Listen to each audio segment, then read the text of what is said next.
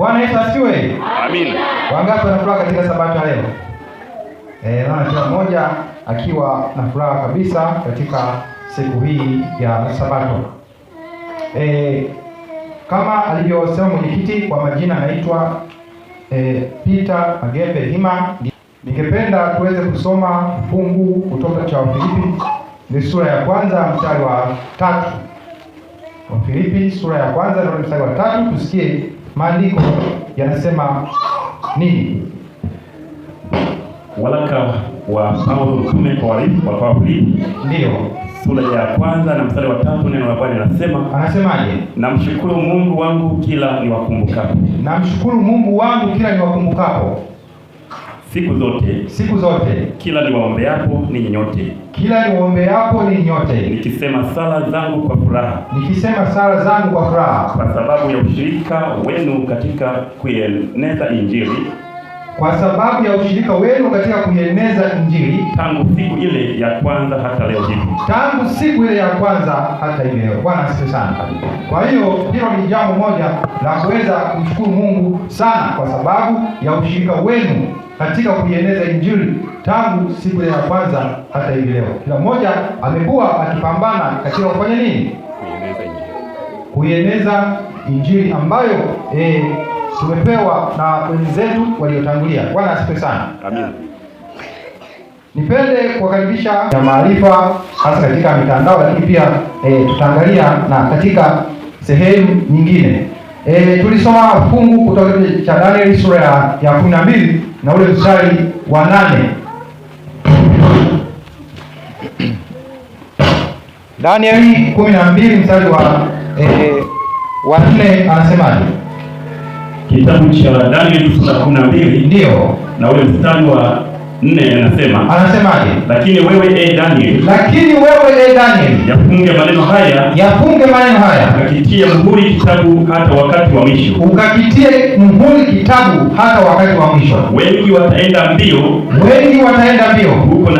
huko na huko, na maarifa yataongezeka. Kwa hiyo pale tunapokuwa na ongezeko la maarifa, lazima tu mambo yatakuwa mengi. Na anasema kwamba wengi watakwenda mbio huko na huko, na maarifa yatafanya nini? Yataongezeka. Inamaanisha kwamba kutakuwa na kashikashi za hapa na pale, mihangaiko ya hapa na pale, shughuli za hapa na nini na pale. Bwana asifiwe sana. Amina.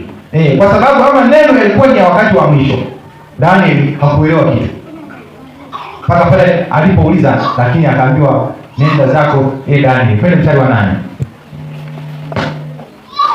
Mstari wa 8 anasemaje katika mstari wa 8?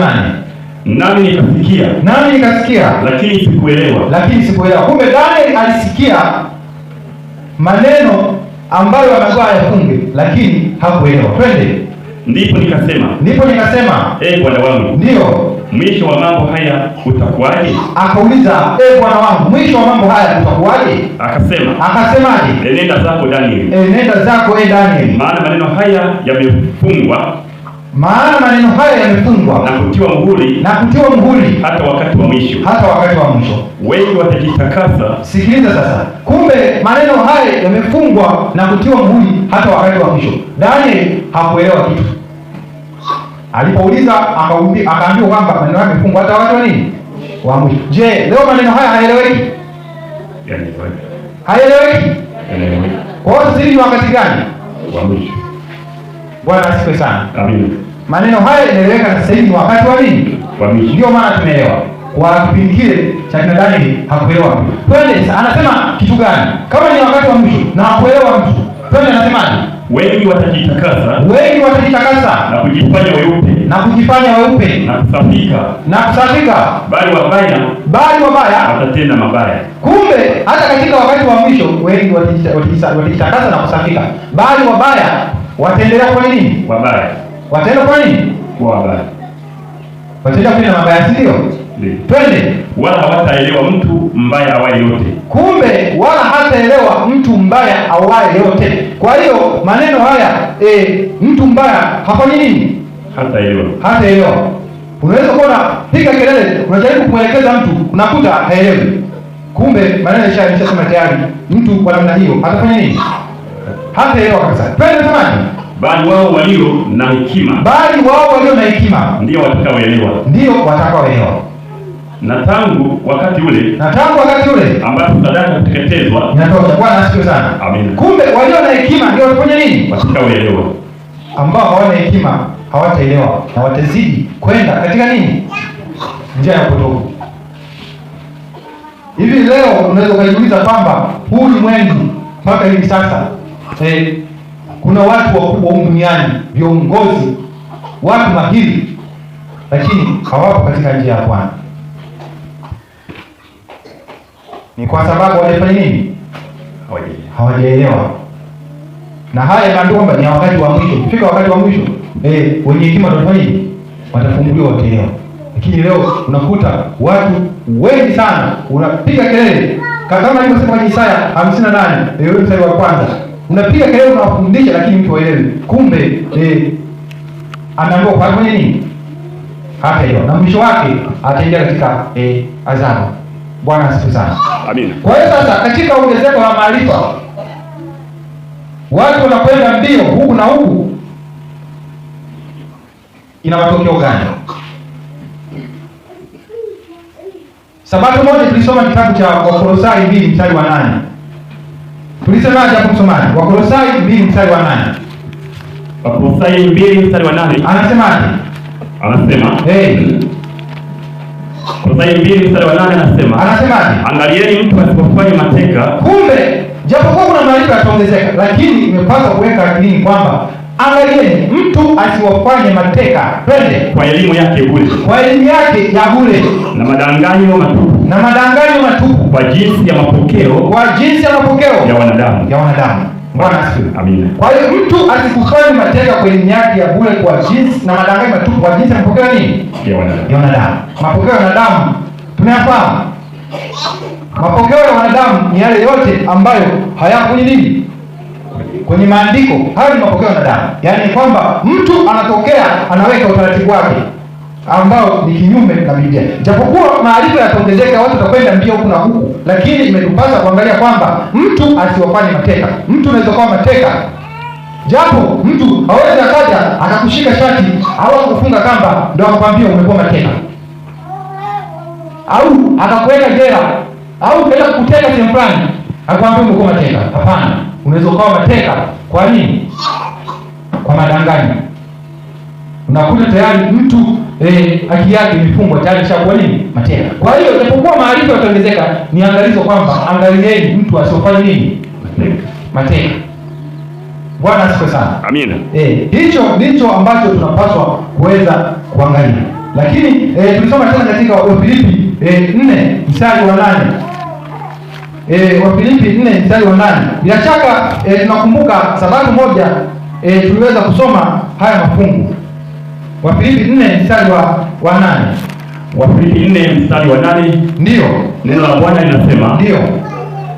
Hatimaye ndugu zangu. Hatimaye ndugu zangu. Mambo yote yaliyo ya kweli. Mambo yote yaliyo ya kweli. Yoyote yaliyo ya staha. Yoyote yaliyo ya staha. Yoyote yaliyo ya haki. Yoyote yaliyo ya haki. Yoyote yaliyo safi. Yoyote yaliyo safi. Yoyote yenye kupendeza. Yoyote yenye kupendeza. Yoyote yenye sifa njema. Yoyote yenye sifa njema.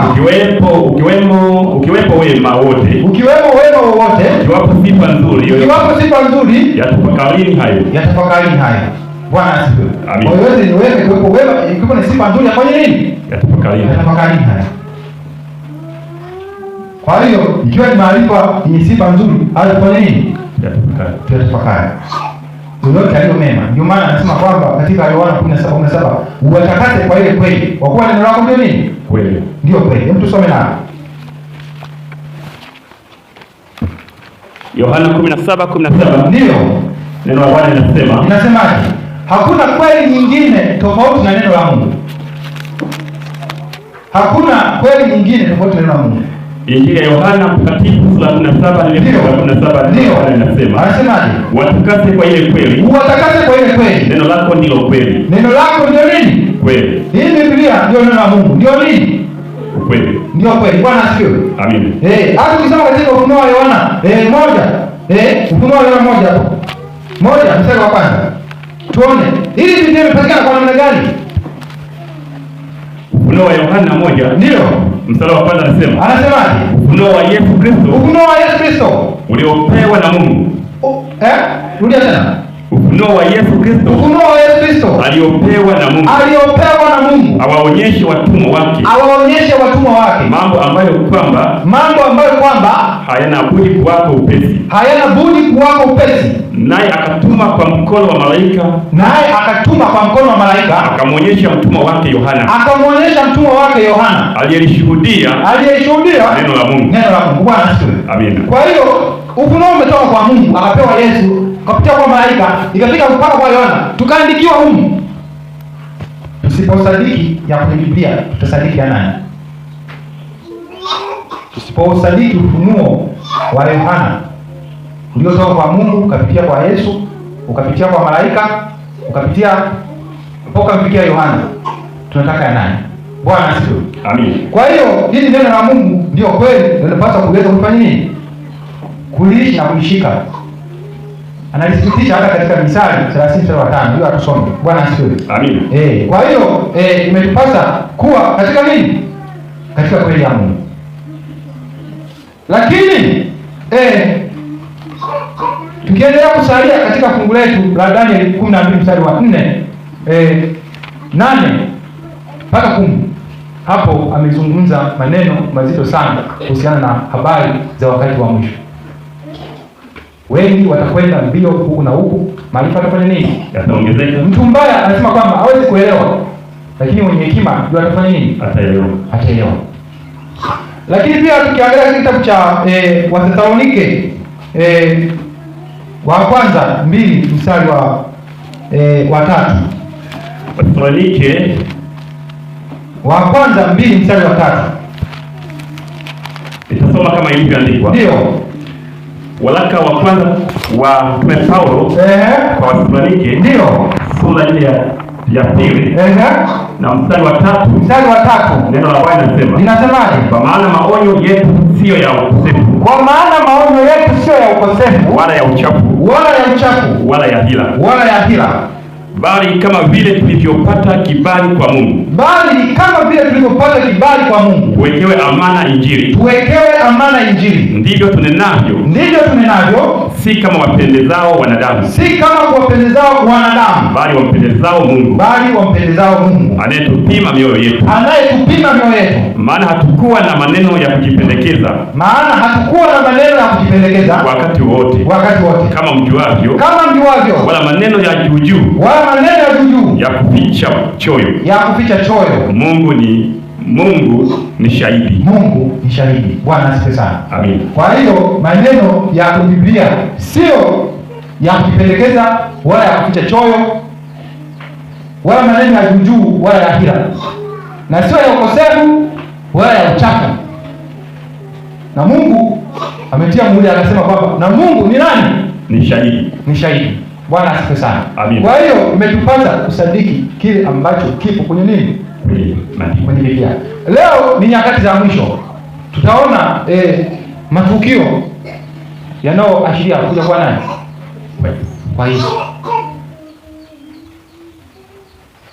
Yanahusiana vipi na Danieli 12:4? Yote haya Mungu ametufunulia ili kwamba asiye kupatikana mtu akupotea. Mtu akipotea amepotea mwenyewe.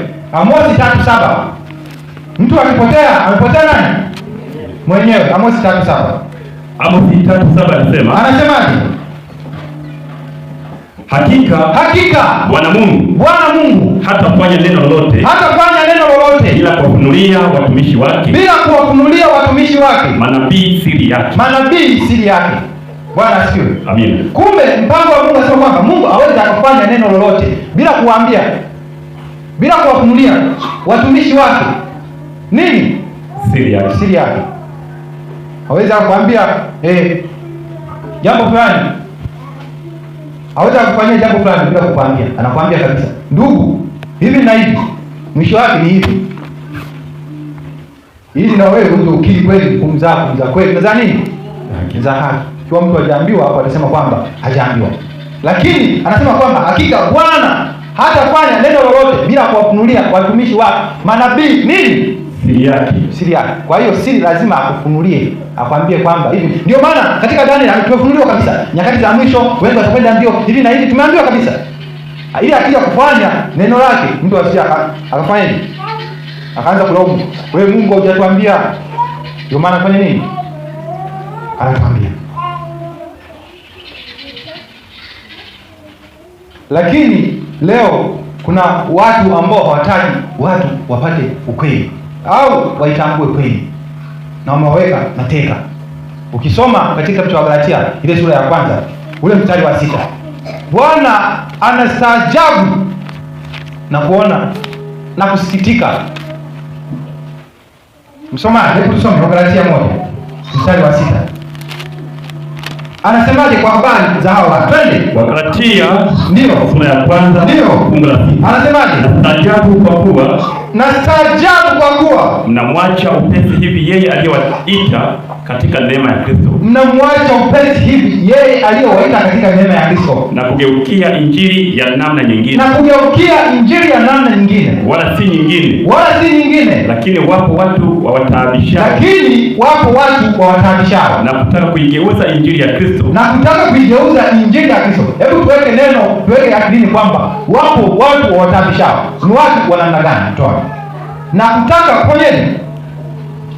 kutaka kuigeuza injili ya Kristo. Lakini ijapokuwa sisi au malaika wa mbinguni, niwe mimi au Kirashi au Amos, mtu yeyote au malaika wa mbinguni, hata akiwa malaika wa mbinguni, atawahubiri ninyi injili yoyote, isipokuwa hiyo tuliyowahubiri, na alaaniwe. Maandiko yameweka wazi kwamba mtu huyu na afanye nini? Alaaniwe. Yaani mtu akihubiri injili tofauti na kwenye Biblia afanye nini? Alaaniwe.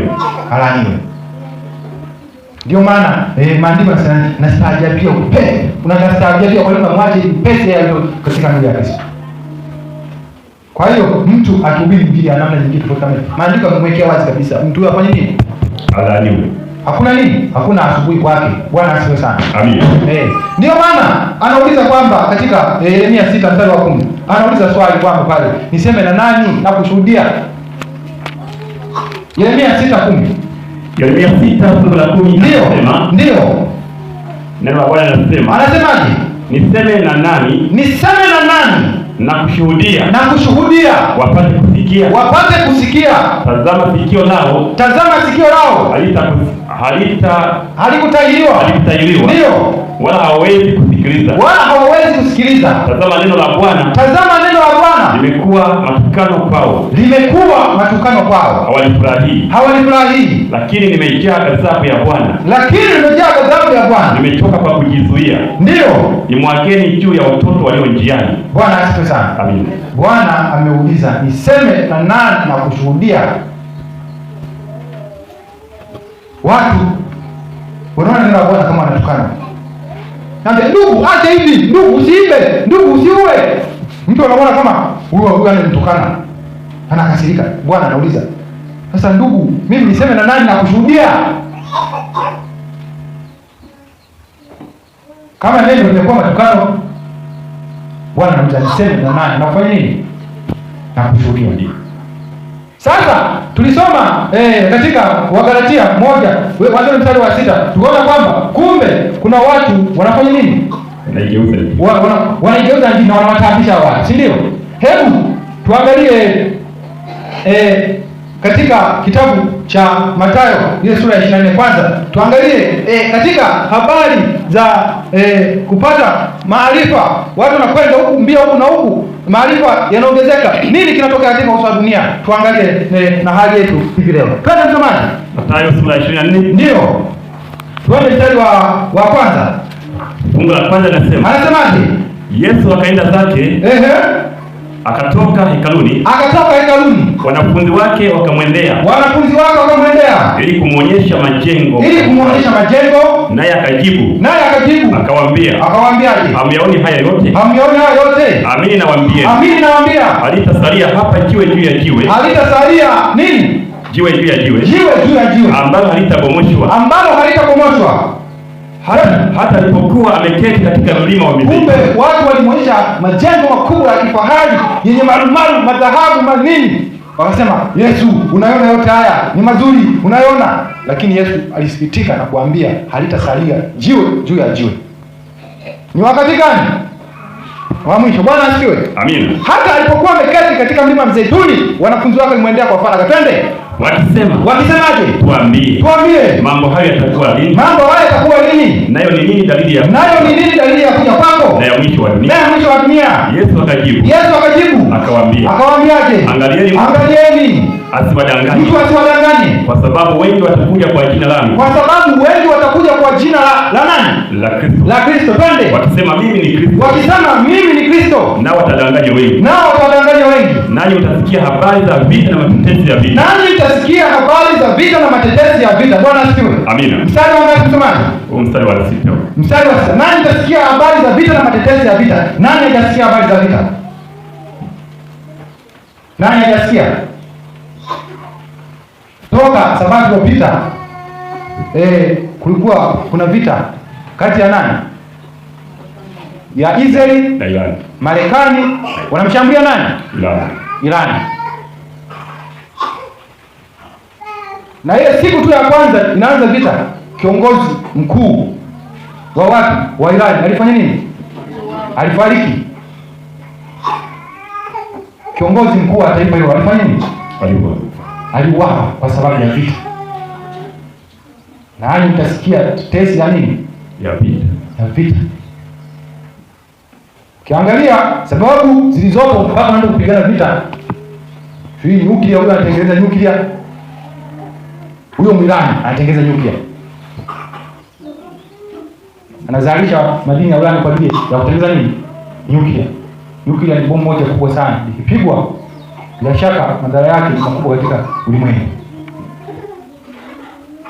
Mara huyu anasema huyu ndugu anasapoti makundi ya nini? Ya kigaidi ambayo yanataka kufanya kumshambulia. Huyo Israeli anasema Iran anasapoti makundi ya Hamas, makundi ya nini? Hezbollah, si ndio? Ambayo yanapingana nani? Na Muisraeli. Sasa imekuwa ni nini? Ni vita. Marekani naye ndio rafiki na nani? Na Israeli. Wanampiga nani? Iran. Lakini pia Iran mwenyewe anajibu mashambulizi. Anaanza kupiga nini? Ubalozi wa Marekani katika nchi za wenzake za Kiarabu, Mashariki ya Kati huko, si ndio? Saudi Arabia, Katari, Turkey, Uturuki huko. Wapi? Kote kwa nafanya kapiga kama nchi 15. Anaenda anafungua bomu, anaenda anapiga bomu, nchi anapiga bomu, nchi anapiga bomu, nchi anapiga bomu mpaka nchi ngapi? 15. Na bomoa tu kwenye sehemu za nini? Na vita inaenda na sambaa inakuwa nini? Kubwa. Sasa 24:6 nani mtasikia habari za vita na matetezi ya vita? Nani hajasikia?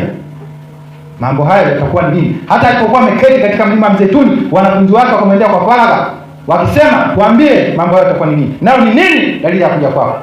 Yesu akajibu akamwambia maneno kama haya. Twende msomaji. Anaenda kusema, kisalia hapo katika vita. Tunajua kwamba watu wa Mungu hatuhusiki na masuala ya nini? Ya kivita.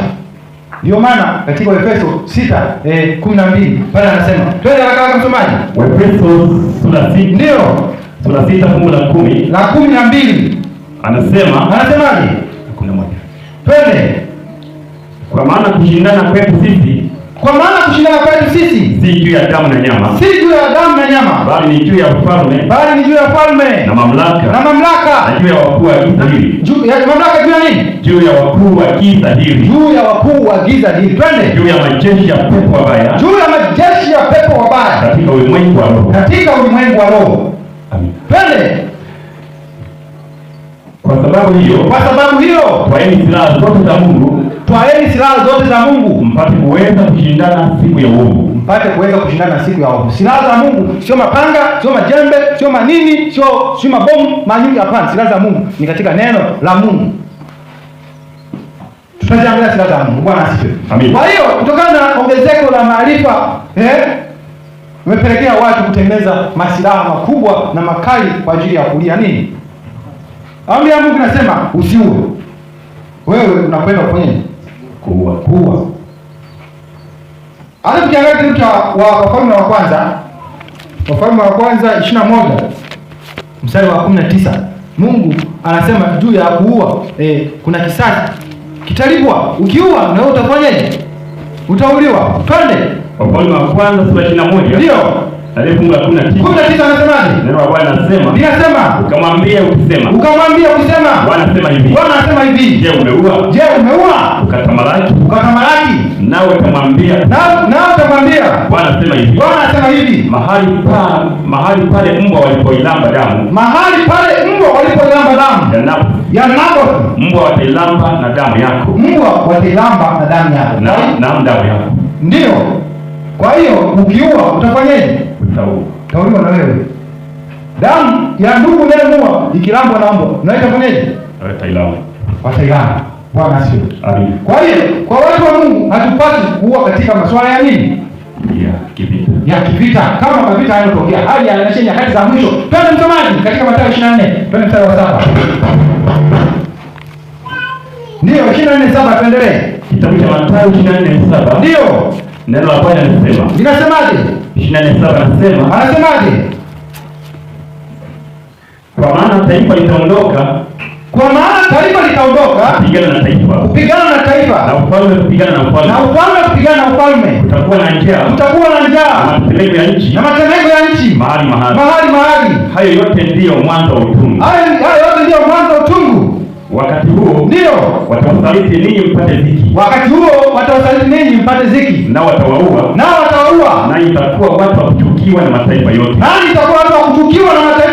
Kwa ajili ya jina langu. Kwa ajili ya jina la Kristo. Twende. Ndipo wengi watakapojikwaa. Ndio. Nao watasalitiana. Twende. Na kuchukiana. Ndio. Na manabii wengi wa uongo. Ndio. Watatokea na kuwadanganya wengi. Ndio. Na kwa sababu ya kuongezeka maasi. Upendo wa wengi utapoa. Utafanya nini? Utapoa. Twende. Lakini mwenye kuvumilia hata mwisho ndiye atakayeokoka. Bwana asifiwe. Twende. Tena habari njema ya ufalme itahubiriwa katika ulimwengu wote.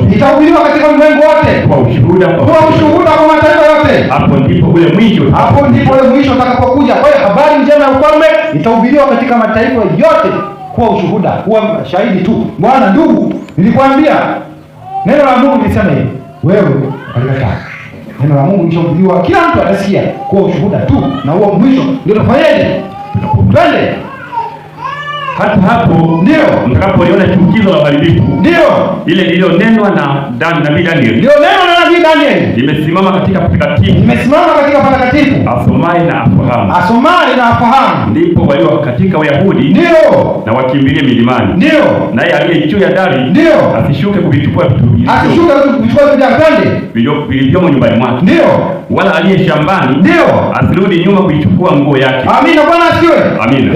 Somo linaendelea. Kwa sababu ya muda naomba katika kitabu hiki tuishie hapo, tuendelee na vitabu vingine. Tuende katika kitabu cha Zekaria sura ya 11 mstari wa 4. Kwa hiyo hayo ni mambo ambayo yanaashiria nini? Mwisho wa dunia.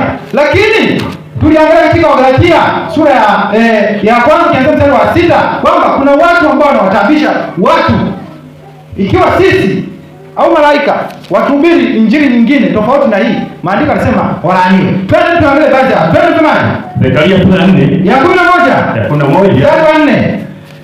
Kitabu cha nabii Zekaria 11 mstari wa 4. 11 fungu la 4. Anasemaje? Bwana Mungu wangu alisema hivi, ndio jilishe kundi la machinjo. Kumbe kuna aina mbili za wachungaji, ndio? Kuna aina mbili za wachungaji. Kuna mchungaji ambaye analisha kundi la nini? La machinjo. Lakini pia kuna mchungaji ambaye analisha kundi gani? Kundi la. Ndio, twende. Anasema ambalo wenye kundi hilo ndio wachinja, ndio kisha ujiona kuwa hawana hatia. Kumbe huyo mchungaji kundi hilo anachinja na kuona kwamba nini? Hana hatia. Twende. Na hao wauzao ndio husema ndio, na ahimidiwe Bwana, ndio, kwa maana mimi ni tajiri, ndio, na wachungaji wao wenyewe kwa hiyo hawahurumii. Mtu huyo ambaye anafanya hivyo anaona kwamba anajifanya ni tajiri, na anajisifu. Hilo ni kundi la nini? La machinjo. Kwa hiyo mchungaji kama huyo anafanyaje? Analilisha hilo kundi kwa ajili ya kufanya ya kuchinja. Twende. Maana mimi sitawahurumia tena wenyeji wa nchi hii, ndio asema Bwana. Ndio. Bali tazama, nitawatia kila mmoja wao mikononi mwa wenzake, na mikononi mwa mfalme, nao wataipiga hiyo nchi. Bwana asifiwe sana. Amen. Kwa hiyo hili ni kundi ambalo linachungwa na mchungaji kwa ajili ya nini? Ya kuchinja. Mchungaji ni mtu ambaye amepewa kusimamia kundi. Kwa hiyo anajisimamia kwa lengo la kufanya nini? La kuchinja. Na wale kondoo ambao wanasimamiwa na mchungaji wapo kwa ajili ya nini? Ya kuchinja. Ndio maana hata katika Yeremia ile sura ya 50 ule mstari wa 6 anasema maneno kama haya kwamba watu wamefanyaje? Anasema ndio, Yeremia 50 fungu la 6. Ndio, watu wangu wamekuwa kondoo waliopotea. Wachungaji wao wamewapotosha. Ndio.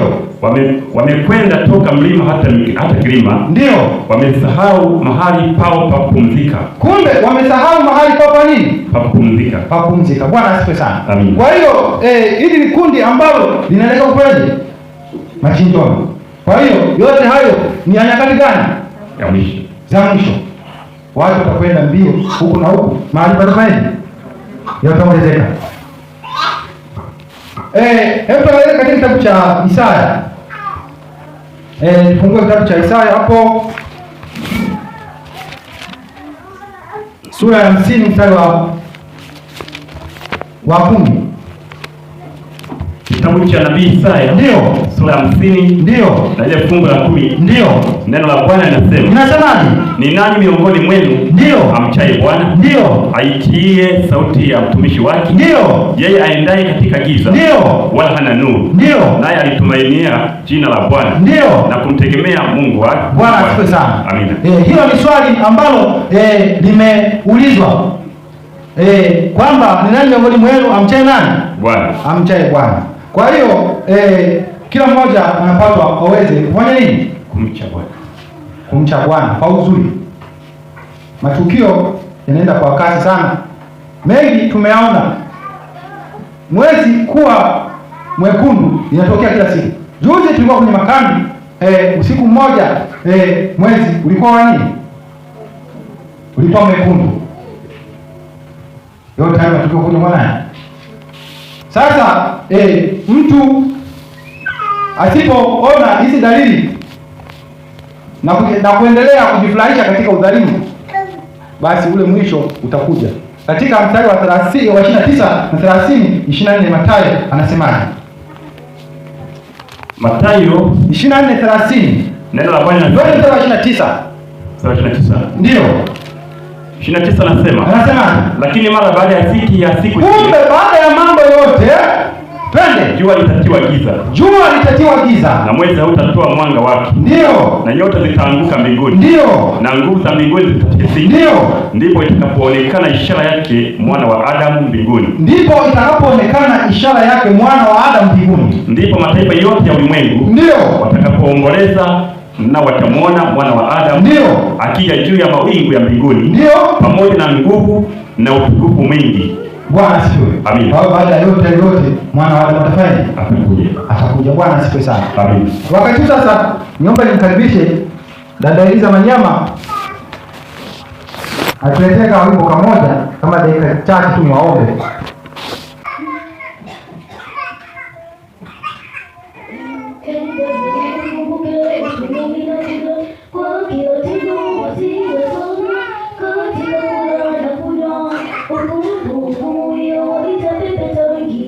Inakuja kwa wanadamu wote, rekebisha mambo yako ya usawa, uwe mteule wa mbinguni.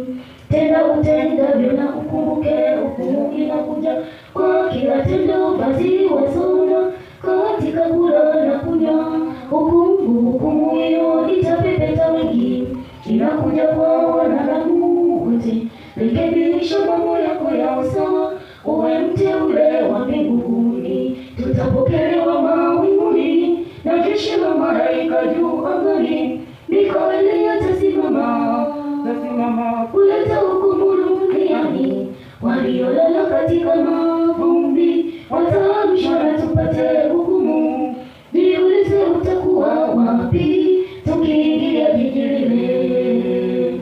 Tutapokelewa mawinguni na jeshi la malaika juu angani. Mikaeli atasimama kuleta hukumu duniani.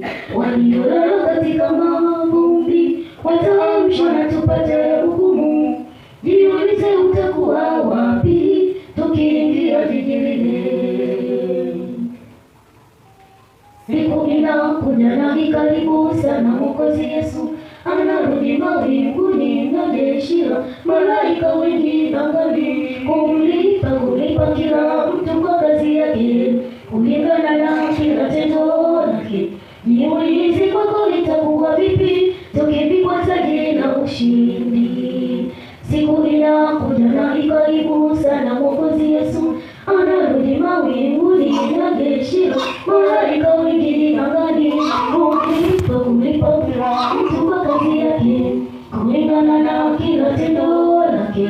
Jiulize kwako itakuwa vipi tukipigwa taji la ushindi. Tutapokelewa mawinguni na jeshi la malaika juu angani. Mikaeli atasimama kuleta hukumu duniani.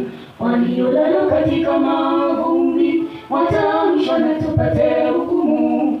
Jiulize utakuwa wapi tukiingia jiji lile. Tutapokelewa mawinguni na jeshi la malaika juu angani. Mikaeli atasimama